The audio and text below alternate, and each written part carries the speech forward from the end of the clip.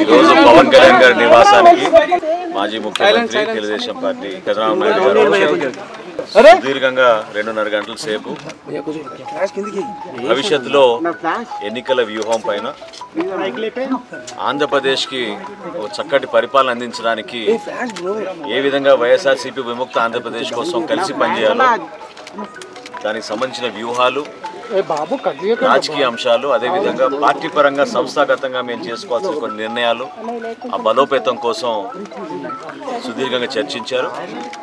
తప్పకుండా ఆంధ్రప్రదేశ్ ప్రజలకి మంచి భవిష్యత్తు ఉండే విధంగా ఈ చర్చలు చాలా సంతోషకరంగా జరిగినాయి.